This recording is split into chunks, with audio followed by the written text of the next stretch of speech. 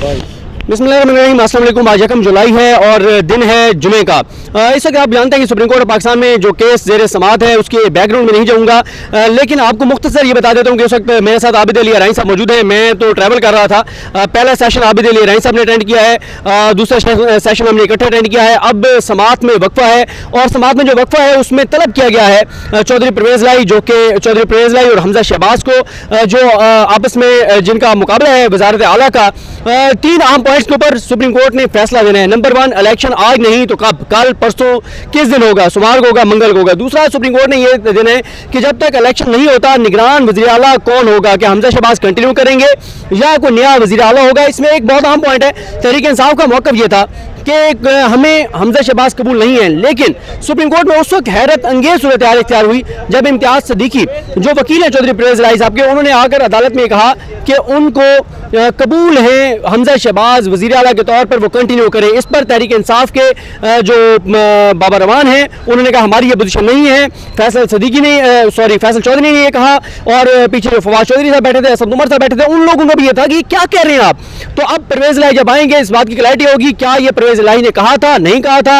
ये एक बड़ा नुक्ता है। पहले ही बड़े शुकूक व शुबहात है तहरीक इंसाफ और चौधरी परवेज़ लाई के दरमियान। लगता यह है तहरीक इंसाफ में शुकूक व शुबहात हैं कि शायद चौधरी परवेज़ लाई मिल गए हैं मुस्लिम लीग नून के साथ, या उनको मुख्तलिफ हलकों ने मिला दिया है, उनकी डील करवा दिया पसे पर्दा, जिस वजह से यह बयान आया है। आबिद भाई, थोड़ा सा आप बताइएगा पहली प्रोसीडिंग में क्या हुआ, ब्रेक क्यों करनी पड़ी और अब मामला कहां पर है? पहली प्रोसीडिंग में जब बाबा रवान ने सवाल उठाया, उन्होंने कहा कि हमें तो एक तो ये वज़ीर आला कबूल नहीं है। तहरीक सब्तैन की तरफ से जो वकील हैं उन्होंने ये सवाल उठाया कि हमें वज़ीर आला हमजा शहबाज कबूल नहीं है। उनकी सरबराही में जो इलेक्शन होगा, चूँकि वो वज़ीर आला होंगे तो वो मुनासिब इलेक्शन नहीं होगा, इस वजह से हमें ये कबूल नहीं है। उन्होंने 3 पॉइंट उठाए थे। उन्होंने कहा कि एक तो लेवल प्लेन फील्ड होना चाहिए सब के लिए एक जैसा। तीसरी बात उन्होंने इस पॉइंट थोड़ा सा एक्सप्लेन कर दें कि क्योंकि अगर हमजा शहबाज ही वज़ीर आला होंगे और वो वज़ारत आला का इलेक्शन करवाएंगे तो वो शफाफ नहीं होगा जी। और तीसरी बात जो उन्होंने कही कि हमारे अरकान कुछ पहुँच नहीं पाएंगे इतने वक्त के अंदर, जो वक्त दिया गया है 24 घंटे का। इस पर अदालत का यही कहना था कि भाई 24 घंटे में पाकिस्तान के किसी कोने में भी अगर आपका रुकन मौजूद है तो वो गाड़ी पे बैठ के भी आ सकता है, बाय एयर तो बहुत जल्दी पहुंच सकता है।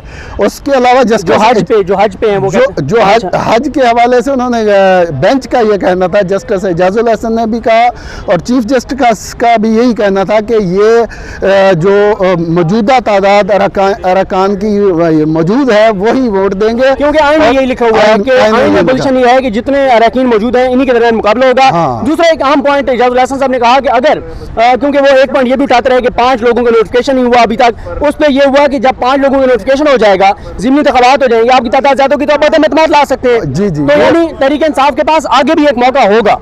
अदालत ने बिल्कुल क्लैरिटी के साथ ये चीज़ें तहरीक इंसाफ के वकला के सामने रखी हैं, बाबर रवान के सामने ख़ुसूसन ये रखी हैं कि भाई इसमें कोई इबहम मौजूद नहीं है, कानून भी बिल्कुल क्लियर है और आप जो है अदम एतमाद उस वक्त ला सकते हैं जब आपकी मेजॉरिटी जो है वो वहाँ पर आपकी मेजॉरिटी आप साबित कर देंगे तो अदम एतमाद ला के आप वज़ीर आला को हमजा शहबाज को जो है हटा सकते हैं। ये उस वक्त होगा जब आपके 20 अरकान का जो इलेक्शन होना है 17 जुलाई को वो भी हो जाएगा, तो उस वक्त ये आपके पास ये मौका मौजूद है। इसलिए और अदालत इस बात पे इंसिस्ट कर रही है कि हम इसको 48 घंटे से ज़्यादा वक्त नहीं दे सकते, या मतलब 2 दिन का जो वक्त दिया था डिसेंटिंग नोट में बाबर रवान ने कहा कि जिसने इख्तलाफ किया है जिस जज ने, उसने ये लिखा है कि 2 जून को आप 2 जुलाई को आप इंतखाबात करा दें।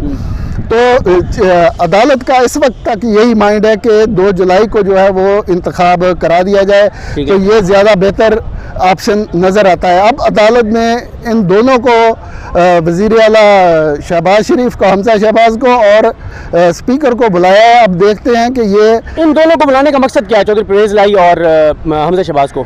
इन दोनों को बुलाने का मकसद यही है। 3 जो नुकात आपने इब्तिदा में बताया कि ये जो टाइम पीरियड होगा, क्योंकि अदालत ने पहले ये कहा था कि बाबर वान ने जब 7 दिन मांगे कि 7 दिन का हमें वक्त दिया जाए ताकि हमारे अरकान जो है बाहर हैं वो भी आ जाएंगे, और उनका ये कहना है कि 11 अरकान जो हमारे 5 नोटिफाई नहीं किया इलेक्शन कमीशन ने, उनका नोटिफिकेशन भी हो जाएगा और हमारा जो है वो बाहर जो गए हुए हैं वो भी आ जाएंगे। तो हमारे 11 वो अरकान हैं, ये बहुत बड़ा वो वोट बैंक है जो यहाँ आ जाएगा। तो उस पे अदालत ने यही कहा कि अगर आपके अरकान जो ये आ जाते हैं तो इस पे हम आप जब आप पूरे कर लेंगे तो उस वक्त आप का भी होगा। बहुत शुक्रिया आबिद अली रानी साहब बता रहे थे।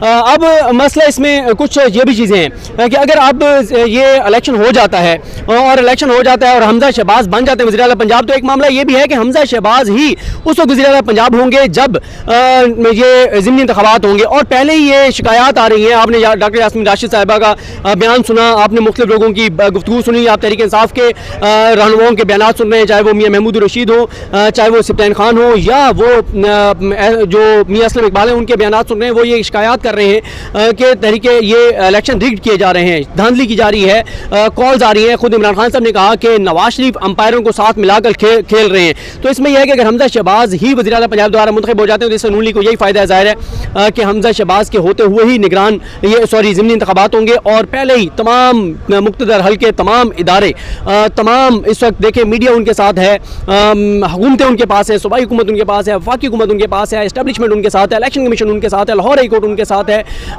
ताकत उनके पास है, पैसा उनके पास है, धांधली की तजर्बाकारी उनके पास है। ये सारी चीज़ों में मामला यह है कि अगर इस सारी सूरत हाल में इलेक्शन होगा तो फिर ज़ाहिर है उसके नताइज कोई ढके छुपे नहीं हैं कि उसके जो है वो नताइज किस तरह के होंगे।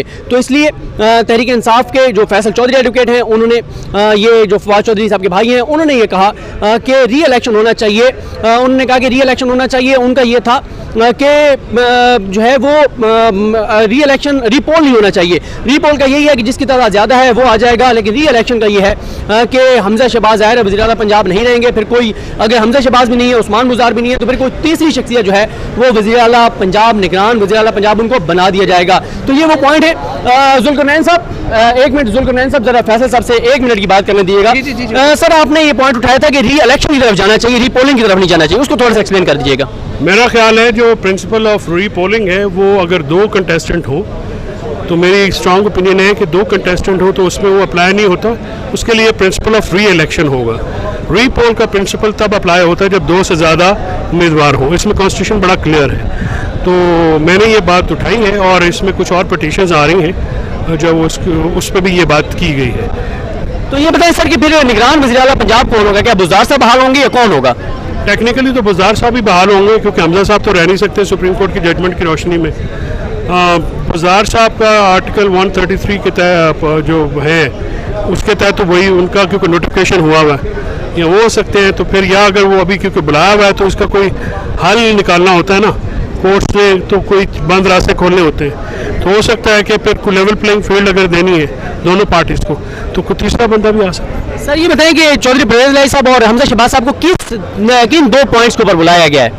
उनको एक पॉइंट पे बुलाया गया है, वो ये है कि अगर आप क्या हमजा कंटिन्यू कर सकते हैं, क्योंकि मेरे ख्याल में वो मुश्किल होगा। नंबर 2 के इसके अगर वो नहीं कर सकते तो फिर क्या करें। तो हो सकता है उसमें फिर जो भी चॉइस साहब आते हैं वो एक कोना मुश्क पुराने तजर्बा कार सियासतदान है। He must have something in his क्या कहते हैं कि he must have some rabbit in his heart. तो देखते हैं क्या करते हैं।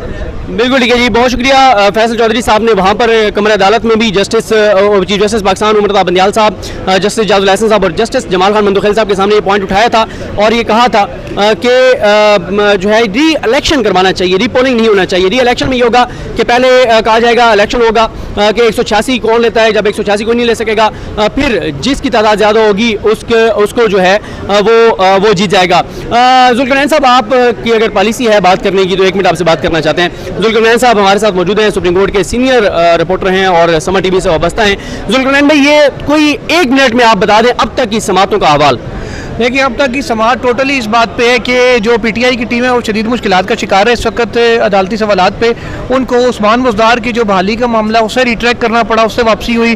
जो हज पे उनके उम्मीद लोग गए हुए थे, जो उनका ये नुकता था कि सब पूरे हो जाए, तब उससे उनको वापस आना पड़ा। अब मामला सिर्फ इस बात के ऊपर रह गया कि इलेक्शन कब होना है और वज़ीर आला हमज़ा शहबाज बरकरार रहेगा या नहीं, ये दो सिर्फ चीज़ें पॉइंट रह गए हैं। बाकी सारी चीज़ों के ऊपर पीटीआई को जो ना बैक ऑफ होना पड़ा। अदालत ने एक चीज़ वाज़ेह कर दी है कि जो इनकी कामयाबी हल्की सी कह सकते हैं, छोटी छोटी खुशियाँ जो उनको ये मिली है कि आज 4 बजे इजलास नहीं होगा, वो 4 बजे अब कल होगा, परसों होगा, ये चीज़ तय होना बाकी है। लेकिन अदालत ने ये तो कहा है ना कि जब आपके ये ज़िमनी इंतखाबात हो जाते हैं, 5 लोग नोटिफाई हो जाते हैं, तो अदम एतमाद का ऑप्शन आपके पास मौजूद है, वो आप ला सकते हैं। हाँ, वो अदालत ने बिल्कुल कहा है कि आपके 5 लोग ये आ जाएं, 20 आपके उधर से आ जाएं, हाजे वाले वापस आ जाएं, आपकी अक्सरियत है तो आप अदम एतमाद का ऑप्शन आपके पास मौजूद है। और मेरा ख्याल है यही उनका फैसला भी है, इससे आगे शायद वो ज़्यादा रिलीफ की तरफ ना जाएँ। बिल्कुल ठीक है जी, बहुत शुक्रिया, आपने सुन लिया। इंशाल्लाह समाअत जब ख़त्म होगी इस वक्त आप ये देख सकते हैं फवाद चौधरी साहब भी यहाँ पर मौजूद हैं, तहरीक इंसाफ के दीगर रहनुमा मलिका बुखारी और दीगर लोग, असद उमर साहब, ये तमाम लोग मौजूद हैं। तो इंशाल्लाह आपको इन समाअतों मुकम्मल अहवाल आपको समाअत के आखिर में बताएंगे कि मुख्तलिफ समाअतों पर आज क्या होता रहा। मुझे अपने दुआ में याद रखें। लकीम हम सब का हम नासरो, अल्लाह हाफ़िज़।